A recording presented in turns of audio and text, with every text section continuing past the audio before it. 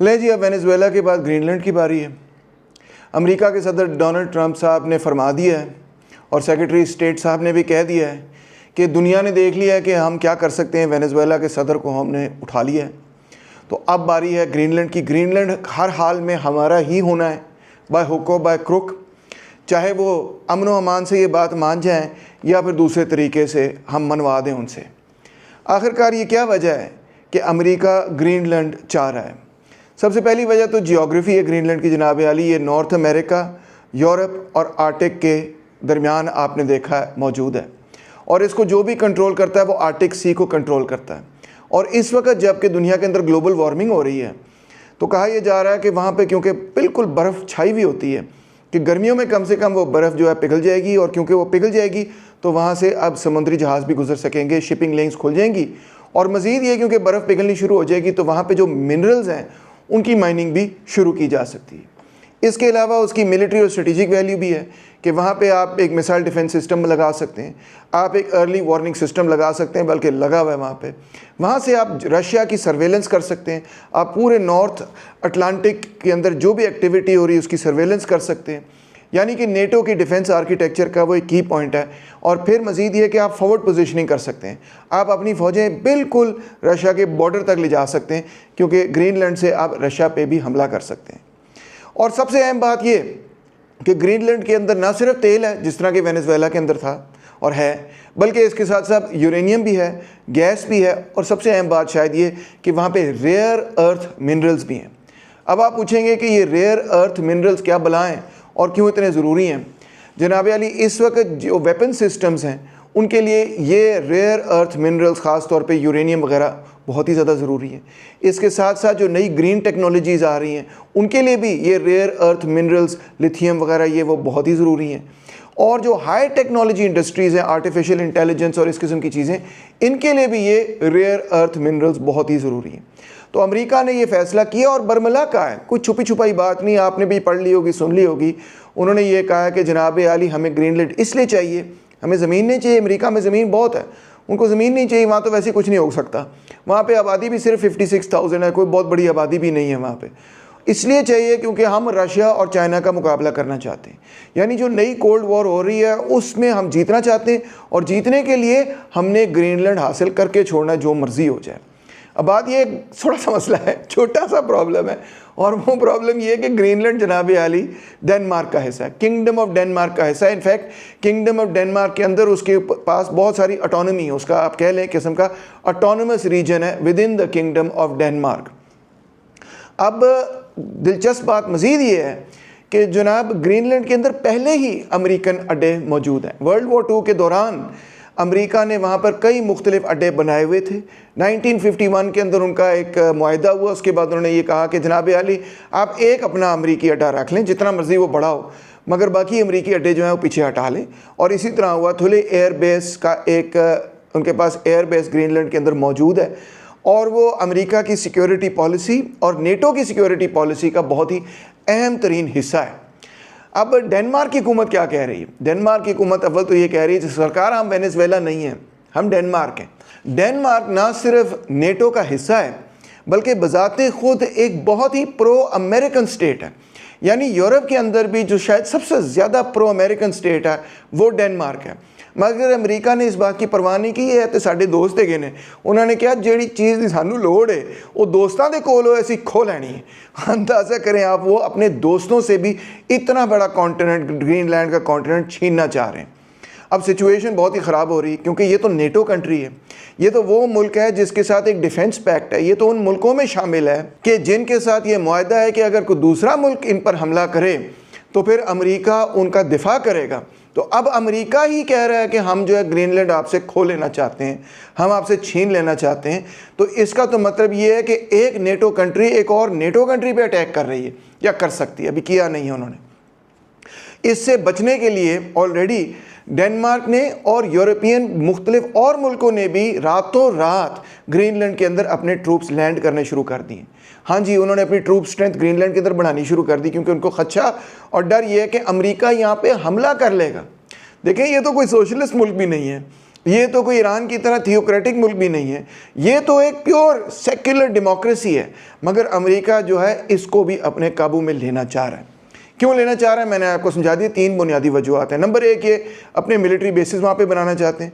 Number 2 ये वहाँ पे जो minerals, oil, gas, rare earth minerals हैं उनको हासिल करना चाहते हैं। और तीसरी बात ये कि वो स्ट्रेटेजिक डोमिनेंस चाहते हैं कि यहाँ से रूस और चीन का हम मुकाबला कर सकेंगे, मुआशी तौर पे भी मुकाबला कर सकेंगे और जंगी एतबार से भी मुकाबला कर सकेंगे। ये सब बातें आपको मेन स्ट्रीम मीडिया से मिल जाएंगी। ये जो मैंने बात कही है इसमें कोई नई बात नहीं। जो मैं आपको बात बताना चाहता हूँ जो मेन स्ट्रीम मीडिया से आपको नहीं मिलेगी वो ये है कि जनाब आली ये इस निज़ाम के लॉजिक के अंदर बात उसकी बुनियादों में शामिल है। यानी कि कौन सा निज़ाम? Capitalist system. ये कैपिटलिस्ट सिस्टम का लॉजिक ही ये है कि आपने एक्सपैंड करना है या मर जाना है। जिस तरह एक फैक्ट्री को ये बात अच्छी तरह मालूम है, एक्सपैंड और डाई, या तो आप ग्रो करें या फिर आपका कंपेटिटर ग्रो करेगा और आपको उड़ा देगा। इसी को आप कहते हैं कंपटीशन। इसीलिए आप कहते हैं जी कैपिटलिज्म तो बड़ा अच्छा है, इसमें कंपटीशन होता है। भाईजान यही कंपटीशन जब मुल्कों के दरमियान होता है तो सिर्फ वो इकोनॉमिक कंपटीशन तक महदूद नहीं रहता, बल्कि वो एक मिलिट्री कंपटीशन बन जाता है और उसके अंदर फौज का इस्तेमाल होता है। और इसी वजह से सरमायादारी निज़ाम बजाते खुद जंगों को पैदा करता है, वर्ल्ड वॉर्स को पैदा करता है, जिसमें मिलियंस ऑफ लोग जो हैं पहले भी हलाक हो चुके हैं। कैपिटलिज्म की ये ज़रूरत है कि उसने मोनोपोलाइज करना है सरकार तमाम रॉ मटेरियल्स को, मार्केट्स को, लेबर मार्केट्स को भी मोनोपोलाइज करना है, उसने कमोडिटी मार्केट्स को भी मोनोपोलाइज करना है, उसने फाइनेंशियल मार्केट्स को भी मोनोपोलाइज करना है, उसने रिसोर्स मार्केट्स को भी मोनोपोलाइज करना है, उसने नेचुरल रिसोर्सेज भी अपने काबू में लेना है। इसके लिए चाहे किसी और मुल्क का सदर हो उसको चुकवा लेना पड़े, उसको चुकवा लेंगे वो।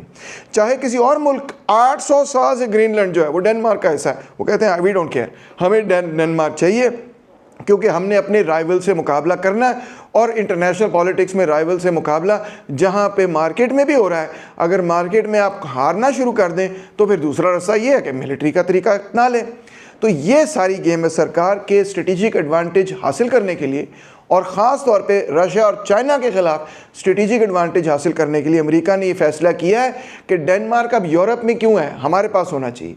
और देखें आप यूरोपियन कंट्रीज़ का रिएक्शन क्या, उनको समझ ही नहीं आ रही, तिल मिला रहे हैं वो, उनको समझ नहीं आ रही हम करें क्या इसके साथ। अब सिचुएशन इतनी बिगड़नी शुरू होगी कि हम क्या करें। तो एक तरफ तो अमेरिका पे वो टोटली डिपेंडेंट हैं, वो कहते हैं अमेरिका की मदद के बगैर जो है हम दुनिया पर छा नहीं सकते, उनकी फ़ौज हमारे लिए बहुत ही ज़रूरी है, उनकी इकोनॉमिक रिसोर्सेज हमारे लिए बहुत ही ज़रूरी हैं। दूसरी तरफ अमेरिका ने ये फैसला किया कि भाईजान अब यूरोप के अंदर जो भी चीज़ हमें चाहिए होगी ना हम आपसे छीन लेंगे, हम आपसे खो लेंगे। तो यूरोप के जो सियासतदान हैं वो अब सोच रहे हैं कि अब अगर अमेरिका ही हमारे लिए थ्रेट बन जाए तो सरकार हम क्या करेंगे, इसके बारे में हम किस तरह इस सिचुएशन से बचेंगे। हैरान कुन बात यह है कि डेनमार्क के पॉलिटिशियंस ने ये कहा सर हमसे बात करें, ट्रंप साहब हमसे बात कर लें, आप हमसे मुआहदा कर लें। मतलब आपको ऑयल रिसोर्सेज चाहिए, आपको गैस के रिसोर्सेज चाहिए, आपको रेयर अर्थ मिनरल्स चाहिए, इवन आपको मिलिट्री बेसिस चाहिए, तो आप हमें बताएं, हम आपके प्रो कंट्री हैं, हमको सोशलिस्ट कंट्री नहीं, हमको कम्युनिस्ट कंट्री नहीं, हमको इस्लामिक थियोक्रेटिक ईरान की तरह कंट्री नहीं है, आप हमसे मुआहदा कर लें, हम आपको वो चीज़ें बेच देंगे, या आप आके इन्वेस्टमेंट करें, हमारे साथ कोई जॉइंट पार्टनरशिप कर लें, हम इकट्ठे मिलकर वो काम कर लेंगे जो आप करना चाहते हैं, आपकी ईमा पूरी हो जाएगी, बस हमारे साथ मिलकर कर लें, ग्रीनलैंड हमसे बराए मेहरबानी छीने ना। मगर जनाब आली उनके मुज़ाकरात हुए और साफ जाहिर हो गया कि अमेरिका ने कहा कि नहीं, हमें तो ग्रीनलैंड चाहिए ही चाहिए। तो दोस्तों बात यह है कि बहुत सारे तज्जियाकार ये आपको कहेंगे वो ये तो इंसान की फितरत में है, ह्यूमन नेचर में जी असल से इसी तरह हो रहा है। This is nonsense and total rubbish. ठीक है, ये कैपिटलिज्म के नेचर में है। कैपिटलिज्म सिखाता ही ये है कि प्रॉफिट मोटिव, ज़्यादा से ज़्यादा सरमाया, ज़्यादा से ज़्यादा मुनाफा जहाँ से भी हासिल किया जा सके, चाहे वो मार्केट कंपेटिटर को इस तरह से तबाह कर दें, आप इनोवेशन से हासिल कर लें, आप हसलिंग करके हासिल कर लें। हसलिंग समझते हैं ना कि अच्छी नेगोशिएशन कर लें, आप कॉन्फिडेंस की मार दे रहे, या फिर आप अपनी मिलिट्री यूज़ कर लें। सरकार पिछले 250-300 साल की तारीख पढ़ो, ये जो कॉलोनियल सिस्टम पैदा हुआ था ये ह्यूमन नेचर की वजह से नहीं पैदा हुआ था, ये कैपिटलिज्म की वजह से पैदा हुआ था। ये जो अटलांटिक स्लेव ट्रेड हुआ था ये ह्यूमन नेचर की वजह से नहीं पैदा हुआ था। सरकार ये कैपिटलिज्म की वो रिक्वायरमेंट थी कि जी अमेरिकन कॉन्टिनेंट पे हमने प्लांटेशन लगानी है, कॉटन प्लांटेशंस लगानी है, हमारे पास लेबर नहीं है, हम लेबर कहाँ से लेके आए, तो उन्होंने कहा अफ्रीका से लेके आओ। ये जो ओपियम के प्लांट्स यहाँ लगाए और फिर ब्रिटिश ईस्ट इंडिया कंपनी ने वहाँ पर बेचे, कहाँ पर बेचे? चीन के अंदर ओपियम बेची। तो ये ह्यूमन नेचर नहीं है, हर बंदा नहीं ये करता फिरता, नहीं, ऐसे ना करें। ये तो जस्टिफिकेशन है, इसको ह्यूमन नेचर से इक्विवेलेंट कर लेना असल में जस्टिफिकेशन है। ये सरमायादार जो दूसरे मुल्कों को तबाह बर्बाद करते हैं, उनकी रियासतें जो दूसरे मुल्कों पर कब्जा कर लेते हैं, कॉलोनाइज कर लेते हैं, उनको टेक ओवर कर लेते हैं, उनके लोगों को बर्बाद कर देते हैं, वहाँ पे ओपियम बेच देते हैं, उनको गुलाम बना लेते हैं, फिर मुड़ के ये कहते हैं ये तो ह्यूमन नेचर है, तुसी भी कर दे। इसका मतलब है वो अपने आप को दर हकीकत जस्टिफाई कर रहे हैं। ह्यूमन नेचर नहीं है। ह्यूमन नेचर तो ये है कि इंसान जो है वो अपना वकार चाहता है, वो आज़ादी चाहता है, इंसान जो है अपने फ़ैसले खुद करना चाहता है, ये ह्यूमन नेचर है दर हकीकत। तो बहरहाल सरमायादारी निज़ाम को बचाने के लिए एक डाइवर्जन की पैदा की गई। सब हर कर रहा है।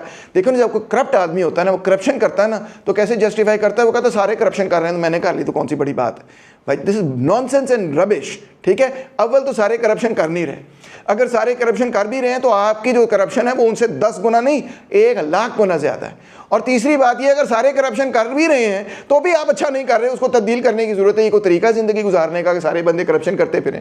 ठीक है, ये कोई तरीका कि आप कत्लो गालित करते फिरें, हर जगह जाके जिसको मर्जी टेक ओवर कर लें, माइट इज़ राइट को जो है कानून मान लें हम? ये कोई तरीका नहीं ज़िंदगी गुजारने का, क्योंकि इससे तबाही पैदा होगी। पहले भी पैदा हुई थी, जब वर्ल्ड वॉर 1 हुई, जब वर्ल्ड वॉर 2 हुई, अब वर्ल्ड वॉर 3 की तरफ आप जा रहे हैं। और मिलियंस ऑफ लोग वर्ल्ड वॉर 3 के अंदर, शायद बिलियन से ज़्यादा लोग जो है वर्ल्ड वॉर 3 के अंदर मारे जाएंगे। फिर आप कह लेना आते ह्यूमन नेचर है। जो लोग मारे जाएंगे ना, वो ये नहीं कहेंगे, जिन लोगों की ज़िंदगियाँ बर्बाद हो जाएंगी वो ये नहीं कहेंगे कि ह्यूमन नेचर है। वो कहेगा अगर ये ह्यूमन नेचर है तो इसका वक्त ह्यूमन नेचर को चेंज करो, हमें ये नेचर पसंद नहीं है, हम इस किस्म के नेचर के साथ नहीं रह सकते, हम इस किस्म की ज़िंदगी नहीं बर्दाश्त कर सकते, हम इसकी तब्दीली चाहते हैं। पहले भी ये चीज़ें चेंज हुई। जो गुलाम मालिक थे ना, वो कहते थे ये तो ह्यूमन नेचर है, ये गुलामी तो ह्यूमन नेचर है। गुलामों ने उसको तब्दील किया, गुलामों ने उसके खिलाफ बगावत की और कहा कि ये ह्यूमन नेचर नहीं है, हमारा नेचर ये कि हम आज़ाद होना चाहते हैं, ये हमारा नेचर है। और तुम लोगों का नेचर ये है कि तुम हमें गुलाम बनाना चाहते हो और हम तुम्हारे नेचर के खिलाफ लड़ेंगे। कोई ऐसा यूनिवर्सल ह्यूमन नेचर नहीं है। इनफैक्ट इंसानियत जो है दो मुख्तलिफ परतों के अंदर, दो मुख्तलिफ तबकात के अंदर तकसीम है। एक तरफ वो लोग हैं जो समझते हैं कि ये ह्यूमन नेचर है दूसरे लोगों को एक्सप्लॉइट करना, दूसरे लोगों को ऑप्रेस करना, दूसरे लोगों की रिसोर्सेज को काबू कर लेना, और वो एक लंबा तसलसल है फ़िरौनों के ज़माने से लेके अब तक चल रहा है। और दूसरी तरफ वो लोग हैं जिन्होंने हर दौर के अंदर उसके खिलाफ बगावत की है। फ़िरौन के खिलाफ बगावत की, उन्होंने रोम के एम्परर्स के खिलाफ बगावत की, उन्होंने ससानीद एम्परर्स के खिलाफ बगावत की, उन्होंने उन तमाम लोगों के खिलाफ बगावत की जो जुल्म जबर की बुनियाद पर ज़िंदगी को चलाना चाहते हैं, दुनिया को चलाना चाहते हैं। हमारा नेचर उनके साथ जुड़ा हुआ है, हमारी सोच और फिक्र उनके साथ जुड़ी हुई, हमारी उम्मीदें और उमंगें और ख्वाब उन लोगों के साथ जुड़े हुए, मजलूम तबकात के साथ। अगर आपका दिल भी मजलूम के लिए दर्द रखता है तो फिर आइए हमारे साथ मिलें और हम इस दुनिया को तब्दील करें। अदरवाइज़ ये दुनिया तबाह बर्बाद होगी और वो बर्बादी होती हुई नज़र आ रही है। फिर आप कहेंगे कि नहीं कोई ऐसा मसला नहीं, चलो थोड़ा ग्रीनलैंड दे दो। भाई उस ज़माने के अंदर 30s के अंदर लोग यही कहते थे चेकोस्लोवाकिया के हवाले से, हिटलर को चलो चेकोस्लोवाकिया दे दो यार, थोड़ा सा पोलैंड भी दे दो, कोई फ़र्क नहीं पड़ेगा, ठीक है यार थोड़ा बहुत उसको दे दो, वो खुश हो जाएगा। ऐसे नहीं बात बननी सरकार, रेजिस्टेंस करेंगे अगर आप तो फिर ही एक ऐसी दुनिया कायम होगी जहाँ पे अमन मुमकिन होगा। बहुत शुक्रिया।